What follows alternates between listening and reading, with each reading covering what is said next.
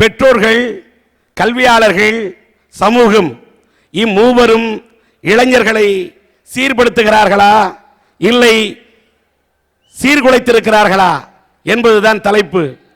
இந்த உலகத்துல பலதரப்பட்ட மக்கள் இருக்காங்க. ஒவ்வொருத்தவங்களுக்கும் ஒரு இலக்கணம் இருக்கு. எப்படின்னு கேட்டிங்கன்னா, இந்த உலகத்துல பொதுமக்கள்ங்கிறது யாருன்னா, நாட்டில் நடக்கிற பெரிய பெரிய விஷயங்களையும் வெறும் சின்ன செய்தி அளவு மட்டும் எடுத்துக்கிட்டு அவன் வேலையை பார்க்க போறவங்க எல்லாம் பொதுமக்கள். இந்த தலைவர் யாருன்னா, நாட்டில் எங்கேயோ ஒரு மூலையில் ஒரு சின்ன செய்தி நடந்திருக்கும், அதை ஒரு பெரிய விஷயமாக்கி தனக்கு சாதகமாக்கி தான் பிரபலமடைய நினைக்கணுங்கிறவங்க எல்லாம் தலைவர்கள். இந்த அரசாங்க ஊழியர்கள் யாருன்னு பார்த்தீங்கன்னா, தான் தான் இந்த உலகத்திலேயே ரொம்ப வேலை செய்கிற மாதிரி சுற்றி ஃபைல்ஸ் எல்லாம் வச்சுக்கிட்டு எந்த வேலையும் செய்யாமல் உட்காந்துட்டு இருந்தாங்கன்னா அவங்கெல்லாம் அரசாங்க ஊழியர்கள். எழுதின எழுத்தில் ஃபீஸ் மட்டும்தான் புரியும், வேற எந்த வார்த்தையும் புரியாது. வார்த்தைகள் புரியாத மாதிரி எழுத தெரிஞ்சா அவர்கள் எல்லாம் மருத்துவர்கள். எழுதின எழுத்து உனக்கே புரியலன்னா நீ ஒரு அரசியல்வாதி. உனக்கு அழுகை பண்ண தெரிஞ்சா உனக்கு சீரியலில் வேலை, உனக்கு ஆடை குறிப்பு பண்ண தெரிஞ்சா சினிமாவில் வேலை. இப்படிதானே இருந்துட்டு இருக்கு இந்த சமுதாயம். இந்த ஒட்டுமொத்தமா ஆடை குறைப்பு பண்ண தெரிஞ்சவங்க தான் இயக்குனர்கள். ஒட்டுமொத்த குற்றச்சாட்டு சொல்லக்கூடாது, மேலோட்டமா அதாவது அதிகப்படியா. பிகாஸ் அதுல எக்ஸெப்ஷனல் கேசஸ்லாம் இருக்கு. படத்துல கதாநாயகி கூட தொட்டு நடிக்க கூடாதுன்ற தத்துவத்தை சொல்ற இயக்குனர் சினிமாவில் இருக்கான்ல. நான் அதிகப்படியா இருக்கேன். yes yes you have to admit this also. okay sure. okay இந்த சமுதாயம் எங்களுக்கு அதிகமா சொல்லி தந்த பாடத்தை சொல்றேன். yes okay அந்த சமுதாயத்துல தான் you are talking about the majority, at the same time you should think about the minority also.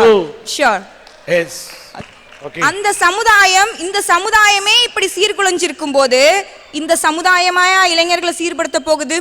ஒரு சமுதாயம் சீர்பட்டிருக்கா சீர்குலைஞ்சிருக்காங்கிறதுக்கு அந்த சமுதாயத்துல ஒரு 3 விஷயங்களுக்கு தரும் அங்கீகாரத்தை வச்சு புரிஞ்சுக்கலாம்.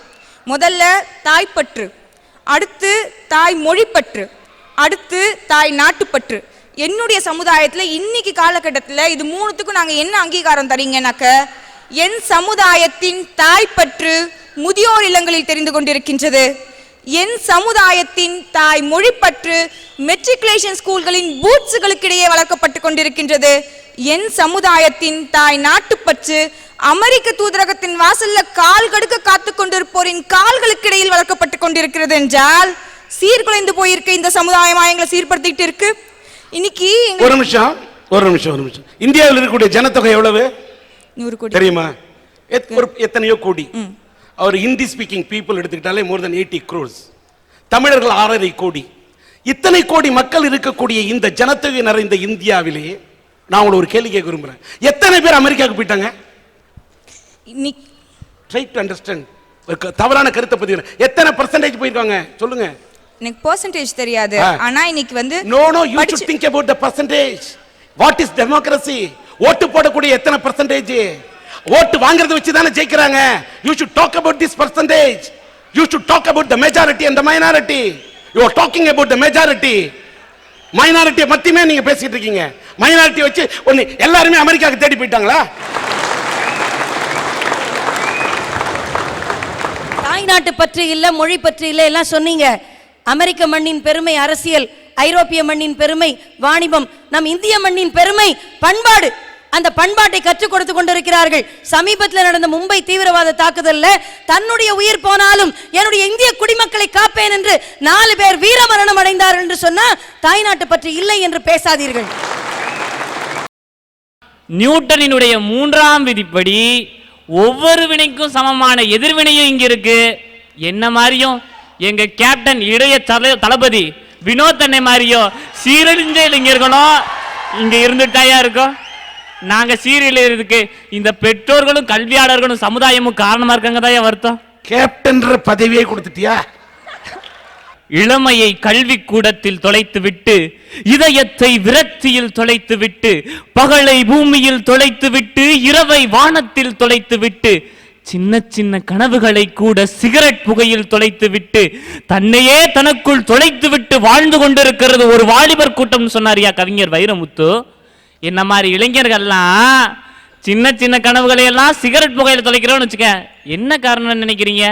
2 காரணம் தான்யா. ஒன்னு அப்பா, இன்னொன்னு திரை நடிகர்கள். அவங்க திரையில செய்யறதெல்லாம் பார்த்துட்டு தான் நாங்க அதை திரை மறைவுல உட்கார்ந்து செஞ்சுட்டு இருக்கோம். அப்ப கூட பாருங்கய்யா, பொது இடத்துல எல்லாம் நாங்க சிகரெட் பிடிக்கிறது இல்லையா? அப்படி நாங்க சட்டத்தை மதிச்சிட்டு இருக்கோம்யா.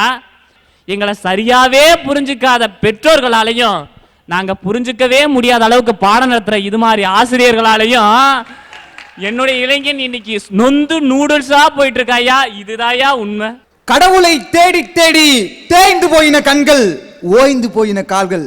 ஒரு நாள் தெளிந்தது, உண்மை புரிந்தது, ஞானம் பிறந்தது.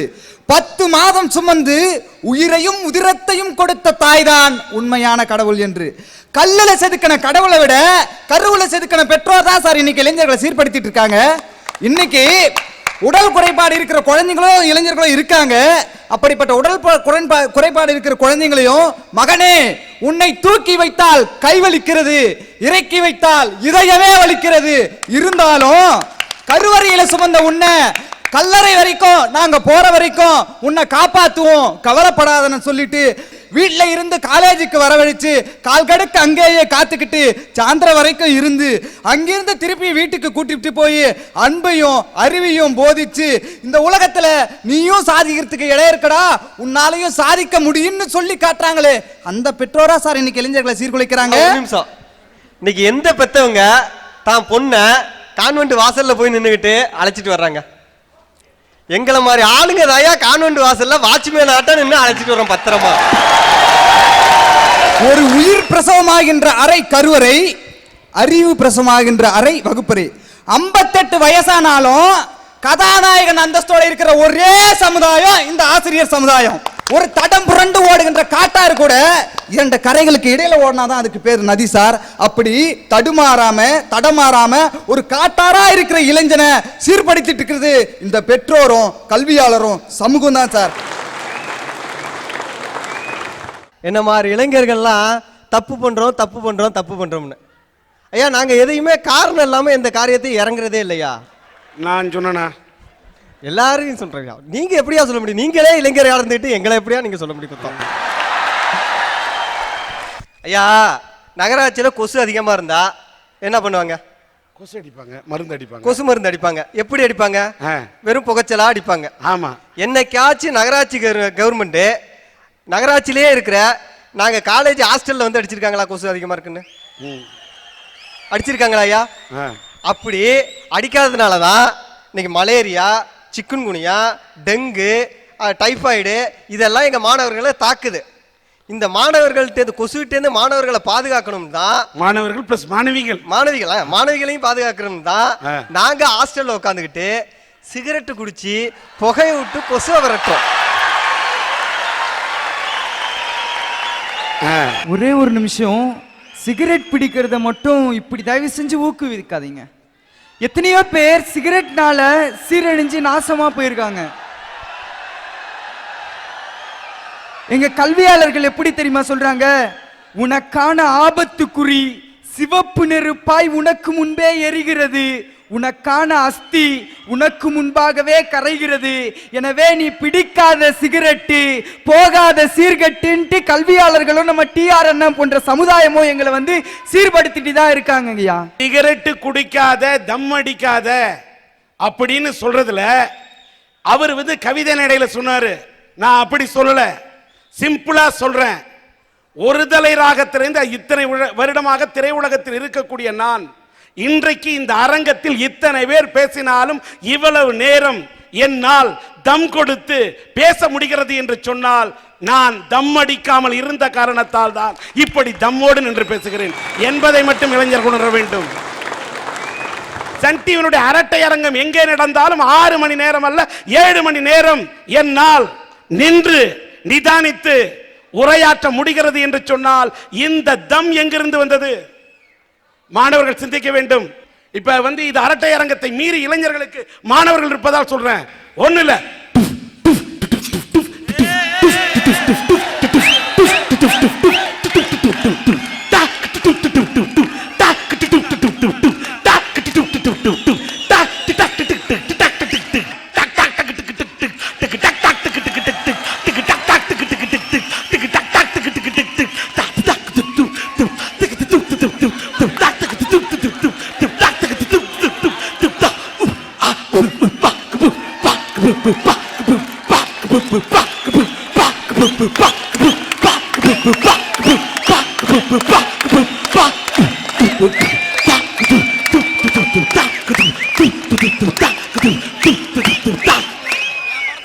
அடிச்சது ட்ரம்மு, ஏன்னா வாழ்க்கையில் அடிக்கல தம்மு. யோசிச்சுக்கிட்டு அடிக்கணுமா அடிக்க வேணாமான்னு முடிவு பண்ணுங்க. இது இளைஞர்களுக்கு ஒரு விழிப்புணர்ச்சி ஏற்படுத்தணும்னு தான். அடிக்கணும்னு அவன் சொல்றான், வாழ்க்கையில நீ தம் பிடிக்கணும்னு நான் சொல்றேன். தெய்வத்துக்கு அடுத்தபடியாக நான் ஆசிரியரை வச்சுருக்கேன் ஐயா. என்னுடைய ஆசிரியர் மிஸ்டர் தாமஸ் இல்லைனா நான் செத்து சுண்ணாம்பா இருப்பேன் ஐயா. இவ்வளோ நேரத்துக்கு இந்த பெற்றவங்க சீர்படுத்துகிறாங்கன்னு சொன்னால் நான் அதை மறுக்கிறேன் சார். என்னுடைய அப்பா ஒரு கொத்தனார். என்னுடைய வீடு வந்து பாளையங்கோட்டையில் இருக்குது ஐயா. சுமார் அங்கேருந்து ஒரு 70 கிலோமீட்டர் இருக்கும். மணிமுத்தாறு அப்படிங்கிற ஒரு ஏரியா, நீங்கள் கேள்விப்பட்டிருக்கலாம். அது பக்கத்தில் ஒரு குட்டி கிராமம் ஒன்று இருக்குதுயா. அந்த கிராமத்தில் தான் நான் படித்த பள்ளி இருக்குது. பாளையங்கோட்டையில் இல்லாத ஸ்கூலே இல்லையா. ஆனால் 70 கிலோமீட்டர் தள்ளி இருக்கிற ஒரு கிராமத்தில் ஒரு பட்டிக்காடில் ஒரு ஸ்கூல் இருக்குது. அந்த ஸ்கூலில் கொண்டு போய் விட்டாங்கய்யா. என்னடா இவ்வளோ தூரமாக கொண்டு போய் படிக்க விட்றாங்களே, ஒரு அக்கறையில் தான் விட்றாங்க அப்படின்னு நீங்கள் நினைக்கலாம் ஐயா. ஆனால் எதுக்கு தெரியுமாயா, அந்த பள்ளியில் வெறும் 30 ரூபாயா ஃபீஸு, வெறும் 30 ரூபா. அந்த 30 ரூபாய்க்காக ஒரு பிஞ்சு மனசை 6 வயசில் கொண்டு போய் விட்டாங்கய்யா. விட்டவங்க ஒரு வருஷம் வந்தாங்கய்யா. 1ஆப் படிக்கிறேன், 6 வயசு, ஒரு வருஷம் மாதத்துக்கு ஒரு தடவை வருவாங்கய்யா. வந்தாங்க, சந்தோஷம். எவ்வளோதான் 75 கிலோமீட்டராக இருந்தாலும் அம்மா அப்பா பார்க்க வராங்களேன்ற ஒரு வைராக்கியமும் சந்தோஷமும் என் மனசில் இருந்துச்சியா. எனக்கு ஒரு தங்கச்சி உண்டியா, என் தங்கச்சியும் என் ஸ்கூலில் சேர்த்துட்டாங்க. அதுக்கடுத்து ஒரு வருஷம் ஆனுவல் லீவ் வந்துச்சு, வீட்டுக்கு கூப்பிட்டு வந்தாங்க. என் தங்கச்சிக்கு பிடிக்கலன்னு கதறி கதறி அழுதா. சரி இவ்வளோமையா இவ வச்சுக்கிட்டு என்னை மட்டும் கொண்டு போய் 2ஆப்பில் விட்டாங்கய்யா. 2 மாதம் ஆச்சு, வரவே இல்லை. 2 வருஷம் ஆச்சு சார், வரல. இப்போ 20 வருஷம் சார், இன்னும் வரல சார். இருக்காங்களா இல்லையா, வருவாங்களா வரமாட்டாங்களானே தெரியலையா. யோசிச்சு பாருங்கய்யா. அப்படிப்பட்ட பெற்றோர்களை பற்றி நான் இன்னைக்கு பேச வந்திருக்கிறேன்யா. ஸ்கூலுக்கு உள்ள தன்னுடைய அப்பாவும் அம்மாவும் இருக்கக்கூடிய குழந்தைய இப்படி கைப்பிடிச்சு கூப்பிட்டு வருவாங்க இல்லையா. அதை பார்க்கும்போது அந்த பிஞ்சு குழந்தையாக இருந்த எனக்கு எவ்வளவு வேதனை இருந்திருக்குன்னு யோசிச்சு பாருங்கய்யா. ஐயோ நம்மளுக்கு இப்படி பாக்கியம் கொடுத்து வைக்கலையே, நம்ம அம்மா அப்பா இருந்திருந்தா இப்படி கூப்பிட்டு வந்திருப்பாங்களே அப்படின்னு ஒரு, அதாவது பெற்றோர்கள் செய்யலைன்னு சொல்லையா, எனக்கு செஞ்சுட்டாங்களேன்னு சொல்ல வரேன். என்ன மாதிரிப்பட்ட நிறைய பிள்ளைங்களுக்கு இப்படி செஞ்சுருக்கிறாங்களேன்னு சொல்ல வரேன்யா. வெளியில் வந்து பார்த்தா ஒரு டேஸ்காலர் பிள்ளையோட அம்மா வாய் காட்டுமா ஆக்காமி அப்படின்னு சொல்லி சாப்பாடை விட்டுறாங்க. அந்த குழந்தைய நான் தூரத்தில் நின்று பார்த்துக்கிட்டு இருக்கிறேன். அந்த குழந்தை வாயை திறக்குதோ இல்லையோயா, என்னோட வாயை ஆட்டோமேட்டிக்காக திறக்குயா. இதாக பரவாயில்லையா. சாயந்தர நேரத்தில் தூரத்தில் ஒரு அம்மா தன்னுடைய குழந்தைக்கு 2 ரூபாய் ஐஸ்கிரீம் வாங்கி கொடுக்குதியா. உடனே அந்த சின்ன பையனோ பொண்ணோ சாப்பிடுதியா. நான் தூரத்தில் நின்று பார்த்துக்கிட்டு இருக்கேன். நான் ஐயோ இந்த 2 ரூபாய் ஐஸ்கிரீம் எனக்கு கிடைக்கலையே அப்படின்னு அந்த ஐஸ்கிரீம் உருகிறத விட நான் உருகி அழுவையா, அழுதுருக்கையா. என்ன மாதிரிப்பட்ட பிள்ளைங்க அழுதுகிட்டு இருக்காங்கய்யா. என்னுடைய சார் வந்தாங்க. வந்து தம்பி நானும் இந்த மாதிரி கஷ்டப்பட்டுருக்கிறேன், எனக்கும் அப்பா இந்த மாதிரி கஷ்டப்பட்டாங்க, நானாக படித்து நானாக இப்போ முன்னேறி நான் 4 பேருக்கு சேவை செய்கிறேன், அதே மாதிரி நீயும் சேவை செய்யணும் அப்படின்னு சொல்லி எனக்கு அப்படின்னு சொல்லுவாங்க. அதே மாதிரி நல்லா படித்தேன், 800 மார்க் எடுத்தேன்யா. 800 மார்க்கில் இங்கிலீஷில் நான் தான் ஃபஸ்ட் மார்க்யா, 166 மார்க்யா. இதுக்கு காரணம் யாருன்னா, முழு காரணம் யாருன்னா என்னுடைய சார் தாமஸ் சாரியா. எனக்கு அப்பா அம்மா இல்லை, ஐயோ இப்படி இருக்காங்களே, அப்பா அம்மா இருக்கிறவங்க இப்படி சந்தோஷமாக இருக்கிறாங்களே, நான் எனக்கு இல்லையே அப்படின்னு சொல்லி ஏங்கி கொண்டு இருக்கும்பொழுது தான் என்னுடைய சார் வந்து என்னுடைய ஏக்கத்துக்கு ஒரு முற்றுப்புள்ளி வச்சுட்டு என்னை ஒரு ஏற்றி விடுறதுக்கு ஆரம்பித்தாங்கய்யா. இப்படி இருந்த உங்களையும் சீராட்டி பாராட்டி தட்டி கொடுத்து ஆளாக்கிய அந்த தாமஸ் தான் நான் உண்மையில் பாராட்ட விரும்புகிறேன். அதான் நான் சொன்னேன், தெய்வத்துக்கு அடுத்தபடியாக எனக்கு இருப்பது அந்த ஐயா தான் ஐயா. இது உண்மையா. அந்த தாமஸ் அவர்களை மேடைக்கு வரும்படி அழைக்கின்றேன். வாங்க.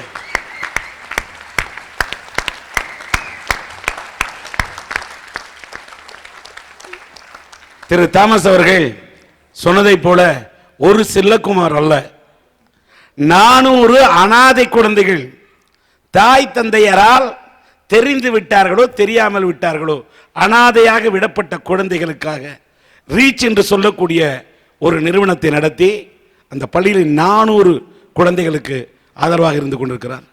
அவர் அந்த குழந்தைகளுக்கு அவர்கள் உணவாக இருக்கட்டும் உடையாக இருக்கட்டும் அதை கொடுப்பதற்கு எவ்வளவு கஷ்டப்பட்டு கொண்டிருக்கின்றார். நல்ல இதயம் படைத்தவர்கள், மனித நேயம் படைத்தவர்கள்.